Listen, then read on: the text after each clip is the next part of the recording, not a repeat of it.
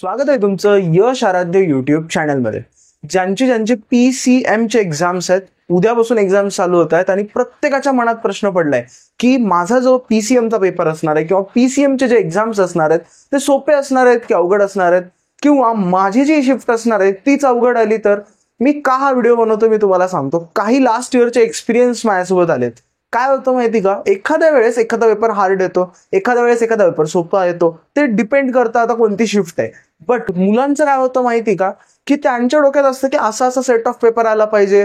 त्यांना एक्झाम सेंटरमध्ये तुम्हाला माहित नसतं. तुम्ही घरी आल्यावर आमच्याशी कनेक्ट करू शकता, विचारू शकता की दुसऱ्या शिफ्टची कसा आला होता माझा पेपर. पण एक्झाम सेंटरमध्ये तुम्हाला माहित नसतं की तुमचा पेपर हार्ड आहे की सोपा आहे, का तुम्हाला स्वतःला फक्त हार्ड वाटतंय. करेक्ट. मग काय होतं माहिती का, तिथे आपला कॉन्फिडन्स आपण लूज करतो. मी लास्ट इयरची एक गोष्ट तुम्हाला सांगतो. गेल्या वर्षी एक मुलगी होती, म्हणजे आपल्या मॉक टेस्टची स्टुडंट होती. तिने काय केलं माहिती का, शिफ्ट ऍक्च्युली हार्ड होती. जी शिफ्ट तिला आलेली होती, मी आता शिफ्ट रिमेंबर नाही आठवत आहे मला कोणती शिफ्ट होती, बट तिने शिफ्ट हार्ड होती.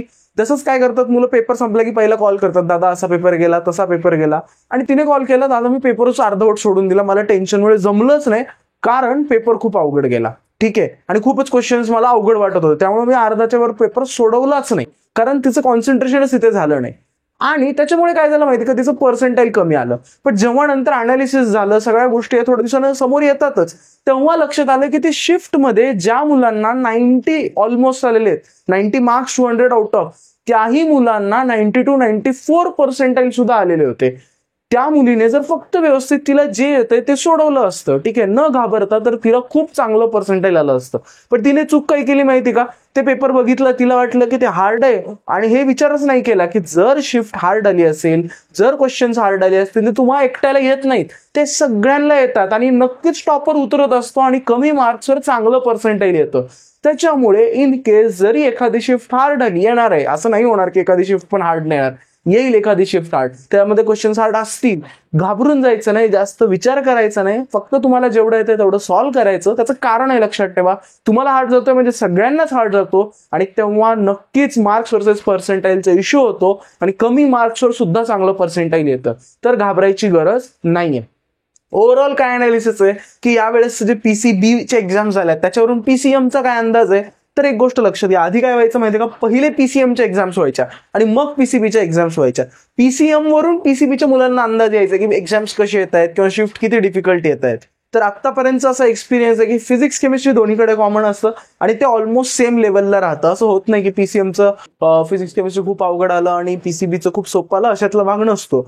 आत्ता जर PCBचं तुम्ही अनालिसिस केलं असेल तर एक लक्षात घ्या, फिजिक्स केमिस्ट्री जसं दरवर्षी येतं सोपंच येतं, असं काही विचित्र कोणतेही क्वेश्चन विचारले जात नाहीयेत किंवा डिफिकल्टी लेवल त्याची वाढवलेली नाहीये. गेल्या वर्षी जशी होती तशीच या वर्षी आहे. PYQs सुद्धा खूप सारे रिपीट होत आहेत, हे नक्कीच आपल्याला PCB मध्ये बघायला भेटलंय. सो हे पण नक्की आहे की PCM मध्ये सुद्धा PYQs रिपीट होतील, त्याच लेवलचे इझी क्वेश्चन्स तुम्हाला फिजिक्स केमिस्ट्रीमध्ये भेटणार आहे. तर त्याची चिंताही तुम्हाला करायची गरज नाहीये. आणि राहिला विषय मॅथ्स, आता मॅथ्स PCB मध्ये झालेलं नाहीये, बट गेल्या वर्षीच्या हिशोबाने तुम्ही मॅथ्स पकडून चला.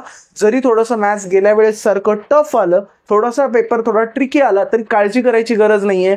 गेल्या वेळेस ज्या मुलांना 30 प्रश्न सुद्धा जमले होते त्यांना 98-97 पर्सेंटाईल मॅथ्स मध्ये होते. ठीक आहे, कारण लक्षात घ्या, जरी पेपर हार्ड आला ना, सगळ्यांना हार्ड जातो आणि या वेळेस प्रत्येकाला वेळ कमी भेटलेला आहे. दरवर्षी CET 2-2 महिन्याने होते, तुम्हाला CET खूप काही तसा ओव्हरऑल सगळ्यांनाच मिळालेला आहे. त्याच्यामुळे तुम्ही फक्त प्रयत्न करा, तुम्हाला जेवढं जमतंय तेवढं सोडवा, जास्त विचार करू नका, तुमचं पर्सेंटाईल नक्की चांगले येईल. सो हे क्लिअर आहे की माझी शिफ्ट हार्ड येऊ इझी येऊ त्याचा विचार करायचा नाहीये. मे बी जरी शिफ्ट हार्ड आली तरी तिथे फुल कॉन्फिडन्सने पेपर सोडवायचा आणि ओव्हरऑल जसा गेल्या वेळेस पेपर होता तसाच यावेळेस येण्याचा अंदाज आहे, कारण PCBच्या पेपरमध्ये काहीही ह्यूज चेंज झालेला नाहीये.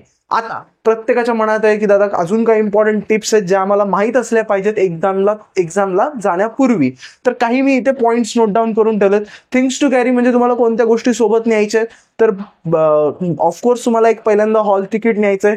हॉल तिकीटवर तुम्हाला तुमचा फोटो स्टिक करायचा आणि त्याच्यावर सिग्नेचर करायची. ओके, सिग्नेचर सरळ असली पाहिजे. बरेचशी मुलं मी गेल्या वेळेस बघितली की म्हणजे खालून सिग्नेचर करतात, फोटोवर अर्धी पाहिजे आणि तुमच्या हॉल तिकीटवर अर्धी तुमची सिग्नेचर हवी आहे. दुसरा तुमचा ID प्रूफ आहे. एक्झाम्पल आधार कार्ड वगैरे नॉर्मल गोष्टी, तुमचं काही पॅन कार्ड नसेल बट आधार कार्ड वगैरे तुमच्याकडे असलं पाहिजे.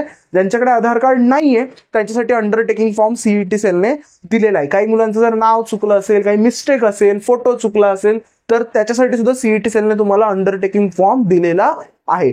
प्लस तुम्हाला फक्त एक तुमच्यासोबत पेन पेन्सिल कॅरी करायचंय, 2 एक्स्ट्रा फोटोग्राफ्स तुम्हाला तुमच्यासोबत कॅरी करायचे आणि एक ट्रान्सपरंट वॉटर बॉटल तुम्हाला कॅरी करायची. बाकी तुम्हाला काही एक गोष्टी लागणार नाहीयेत. ठीक आहे. ड्रेस कोड सीईटी सेलने असं काही स्पेसिफाय केलेलं नाही की असंच पाहिजे तसंच पाहिजे, या कलरचा शर्ट पाहिजे वगैरे, अशातला काहीच भाग नाही.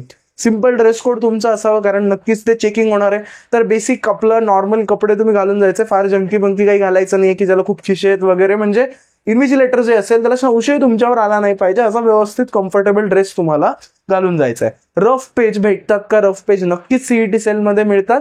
फक्त जर एखाद्या वेळेस त्या सेंटरवर माहीत नसेल कोणाला रफ पेज, टीचर्सला वगैरे, तर त्यांना रिक्वेस्ट करा, ते नक्की तुम्हाला रफ पेज प्रोव्हाइड करणार आहेत. टेक्निकल इश्यू, आजपर्यंत सीईटी सेलचा इतिहास आहे की दरवर्षी टेक्निकल इश्यूज येतातच. ठीक आहे. असं कधीच झालेलं नाहीये की सीईटीची एक्झाम सिमलेसपणे झाली. जेव्हापासून ऑनलाईन गोष्टी झालेल्या आहेत, बऱ्याचदा पीसी बंद होतो, कधी लॉग आउट होतं, कधी कुठे. आता मुंबईमध्ये गेल्या वेळेस झालं होतं लास्ट टू लास्ट इयर, एक 20-25 सेंटरची पूर्ण लाईट गेला होता आणि तिकडे जनरेटर वगैरे अवेलेबल नव्हते, सीईटीची एक्झाम बंद झाली होती. ठीक आहे. सो असे खूप सारे हे टेक्निकल इश्यूज आजपर्यंत आलेले आहेत आणि मे बी पीसीबीच्याही बऱ्याचशा मुलांना फेस करावे लागले असतील आणि मे बी आता तुम्हालाही काही ना काही टेक्निकल इश्यूज येतील. तर तेव्हा फक्त घाबरून जायचं नाहीये. तुमचा जो इन्व्हिजिलेटर असेल, स्वतःहून आपण तुम्हाला जमतंय म्हणून पीसी चालू करून बंद करणे, लॉग इन करणे, पासवर्ड टाकून बघणे, असे स्वतःहून काही कुठाने करायचे नाहीयेत. तुम्हाला फक्त तुमच्या इन्व्हिजिलेटरकडे जायचंय, त्यांना टाइम एक्सटेंड करायचा अधिकार असतो किंवा ते तुम्हाला दुसरं डेस्कटॉप वगैरे पण असाइन करू शकतात. त्याच्यामुळे फक्त या टेक्निकल इश्यूजच्या वेळेस न घाबरता त्यांच्याकडे जाऊन त्यांना सांगायचंय. एक इम्पॉर्टंट सजेशन मी काय देईन, 2च गोष्टी तुम्ही तिथे गेल्यावर चेक करायच्या. एक आहे तुमची स्क्रीन आणि एक आहे माऊस. कीबोर्डचा जास्त संबंध येत नाही. तुमचा माऊस व्यवस्थित चालतोय का आणि तुमची स्क्रीन बरोबर त्या सॉफ्टवेअरशी मॅच होतीये का? जर हे होत असेल तर बऱ्यापैकी तुम्हाला अडचण यायची गरज नाहीये. कारण काय होतं, पेपर एक्झाम सुरू झाल्यानंतर समजतं की माऊस वर्किंग नाहीये किंवा याचं बटन चालत नाहीये. तर एवढी गोष्ट तुम्हाला लक्षात ठेवायची. हे झालं तुम्हाला काय गोष्टी, एक जनरल इन्स्ट्रक्शन्स. आता सगळ्यांना महत्वाचं आहे की 3 तास पेपर आहे, मग मला वेळ पुरणार का, काय करायचं काय नाही, या रिलेटेड मी थोड्याशा गोष्टी, काही इम्पॉर्टंट टिप्स तुम्हाला सांगतो. एक गोष्ट लक्षात घ्या, त्याची तुमचं 3 तासाची सीईटी आहे ना, जेडब्ल्यू मध्ये काय होतं, एका प्रश्न आपल्याला 3-3, 4-4 मिनिट मिळून जातात. कारण आपण आउट ऑफचा पेपर सोडवत नसलो, 120-200 जरी प्रश्न मार्क्स घ्यायचे असले तरी 3-4 मिनिट आरामात तुम्हाला मिळून जातात. पण सीईटी मध्ये तसं नाहीये. सीईटी मध्ये तुम्हाला 1 मिनिट सुद्धा एका प्रश्नाला मिळणार नाहीये. त्याच्यामुळे लक्षात घ्या, सीईटी मध्ये महत्वाचं काय, टाइम मॅनेजमेंट महत्वाची. काही मुलांना आयडिया नसेल तर लक्षात घ्या, एक्झाम मध्ये 2 सेक्शन्स असतात. फिजिक्स केमिस्ट्री वेगळा सेक्शन आहे, मॅथ्स वेगळा सेक्शन आहे. तुम्ही फिजिक्स केमिस्ट्री खूप आधी सोडवला म्हणून तुम्हाला मॅथ्स मध्ये जाता येत नाही, किंवा मॅथ्स खूप आधी सोडवला म्हणून फिजिक्स केमिस्ट्री मध्ये जाता येत नाही. अशा इकडून तिकडे तुम्ही जाऊ शकत नाहीत. याला 1.5 तास वेगळा दिलेला आहे, याला 1.5 तास वेगळा दिलेला आहे. सो याच्यात कन्फ्युजन ठेवू नका. या 1.5 तासामध्ये पहिल्यांदा नक्कीच फिजिक्स केमिस्ट्रीचाच पेपर ओपन होणार आहे आणि तेव्हा तुम्हाला तिथे 100 क्वेश्चन्स दिसणार आहेत. हे 100 क्वेश्चन सोडवताना तुम्हाला स्ट्रॅटेजिकली जावं लागेल. आता तुम्ही ऑलरेडी ठरवलेलं असेल की मला एवढ्या मिनिटांमध्ये पहिले केमिस्ट्री करायचं, हे करायचं, ते करायचं. आता मी त्यामध्ये जात नाहीये, पण 2 इम्पॉर्टंट गोष्टी मी तुम्हाला सांगतो, त्या लक्षात ठेवा. ते म्हणजे ट्रॅप्स आणि इगो. लक्षात घ्या, सीईटी मध्ये 2च प्रकार आहेत. काय होतं माहिती का, आपण असं विचार करतो की सीईटी म्हणजे काय, की मला जेवढे जास्त क्वेश्चन जमतील तेवढा मी हुशार. तसं नाहीये. तुम्हाला हे लक्षात ठेवायचं की सीईटी मध्ये मी आयडेंटिफाय करू शकतोय का की कोणता क्वेश्चन मला सोडवायचा नाहीये. त्याच्या हे लक्षात आलं की हा क्वेश्चन सोडवायचा नाहीये, हा ट्रॅप आहे. काय होतं, कधी कधी 4-5 स्टेप्स मध्ये किंवा खूप मोठे लेंदी क्वेश्चन्स येतात. ऍक्च्युली ते ट्रॅप्स असतात, ते तुम्ही सोडवणं अपेक्षितच नाहीये. जेणे कोणी पेपर सेट केलाय त्याला काय करायचं की सगळ्यांना 200 पैकी 200 पडू द्यायचे नाहीये. सो त्याने काय केलेलं असतं, प्रत्येक 100 प्रश्न आहेत तुमच्या फिजिक्स केमिस्ट्रीमध्ये, तो काय करेल, 10-15 प्रश्न डिफिकल्ट टाकेल, लेंदी टाकेल, जेडब्ल्यू मधून टाकेल आणि तुम्हाला ते सोडवायचे नाहीयेत. कारण त्यात तुमचा वेळ वेस्ट होणार आणि उरलेल्या प्रश्नांना तुम्हाला वेळ देता येणार नाही. म्हणून त्यांनी काय केलेलं आहे, तिथे ट्रॅप सेट केलेले. आणि इगोवर घ्यायचं नाही. काय होतं माहिती का, जसं लॉजिकचा क्वेश्चन आहे, सगळ्यांना वाटतं लॉजिक तर माझ्या हातातला प्रश्न आहे आणि तो मला येतोच, तर माझा चुकणारच नाही. पण कधी कधी काय होतं माहिती का, लॉजिकचा क्वेश्चन खूप डिफिकल्ट येतो, मग आपला इगो असतो की नाही, लॉजिकचा तो क्वेश्चन जमलाच पाहिजे. सो इगोवर कोणताच क्वेश्चन घ्यायचा नाही. असं नाही विचार करायचा की अरे हा जमलाच पाहिजे, का नाही जमत, ट्राय करा, जमला ठीक आहे, नाही तर नेक्स्ट कडे जा. आणि दुसरं, ट्रॅप्स आयडेंटिफाय करा. जर तुम्हाला ट्रॅप्स लक्षात आले तर तुम्हाला वेळ नक्की पुरणार आहे. पण एखाद्या मुलाने ट्रॅप्स लक्षात नाही घेतले, एक लक्षात घ्या, आउट ऑफ मार्क्स आपल्याला घ्यायचे नाहीयेत.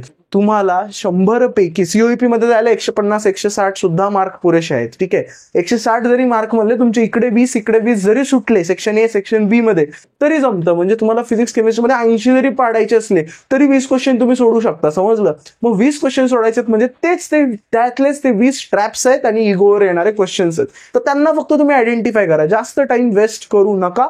ऑटोमॅटिकली तुमचा पेपर सोपा जाईल. तुम्हाला टाइम मॅनेजमेंटचा जास्त इश्यू येणार नाहीये. आय होप लास्ट डेला जे काही इन्स्ट्रक्शन्स तुम्हाला भेटले पाहिजेत ते भेटले असतील. सगळ्या गोष्टी तुमच्या लक्षात आल्या असतील. आता लास्ट एक इम्पॉर्टंट गोष्ट सांगतो. सीईटी ही जी एक्झाम आहे ही याच्यामध्ये निगेटिव्ह मार्किंग नाहीये.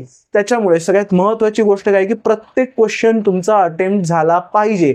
आणि आपण बेसिकली डोक्यात काय ठेवून जातो, शेवटच्या 2 मिनिटांमध्ये मला सगळे ऑप्शन सिलेक्ट करायचे. हे आपलं सिंपल डोकं असतं. करेक्ट. अजून एक काय होतं की सेक्शन ए आहे, आपण विचार करतो 3 तासाने मी सगळे ए किंवा बी सगळे सी जे काही तुमचं ठरलेलं आहे ते करणार. असं नाहीये. तो जो सेक्शन आहे 1.5 तासाचा तो संपल्यावर पुन्हा तुम्हाला त्याच्यात येता येणार नाहीये. त्याच्यामुळे पहिल्या सेक्शनचे शेवटचे 5 मिनिट करेक्ट आणि दुसऱ्या सेक्शनचे शेवटचे 5 मिनिट तुम्हाला ठेवायचे. हे डोक्यात ठेवू नका अरे 2 मिनिट आहेत 3 मिनिट आहेत. कारण काय होतं शेवटच्या 2-3 मिनिटांमध्ये आपण जास्त पॅनिक होतो. कधी कधी एचा बी सिलेक्ट करतो किंवा माऊसला आपण हँडल नाही करू शकत. त्याच्यामुळे शेवटचे 5 मिनिट इम्पॉर्टंट आहेत. शेवटच्या 5 मिनिटांमध्ये कोणताही क्वेश्चन चालू असो पहिले सगळे ऑप्शन सिलेक्ट करून घ्यायचे आणि मग तुम्हाला वाटलं असतं एखाद्या क्वेश्चनला तुम्हाला टाइम द्यायचा मग तुम्ही 1-2 क्वेश्चनला टाइम द्या. बट पहिले शेवटच्या 5 मिनिटांमध्ये लक्षात ठेवा तुमचे दोन्ही सेक्शनच्या वेळेस याही सेक्शनच्या एंडचे 5 मिनिट त्याही सेक्शनच्या एंडचे 5 मिनिटमध्ये तुमचे सगळे क्वेश्चन्स अटेम्प्टेड असलेच पाहिजेत. कारण पेपर ऑटो सबमिट होत असतो हे डोक्यात ठेवायचे. आय होप प्रत्येकाला सगळे इन्स्ट्रक्शन समजले आहेत. पेपर शिफ्ट डिफिकल्ट आला तेही प्रश्न तुमच्या मनातून सॉर्ट आउट झाला असेल. हा व्हिडिओ कसा वाटला नक्की कमेंट सेक्शन मध्ये कळवायला विसरू नका. भेटूया आपण नेक्स्ट व्हिडिओमध्ये.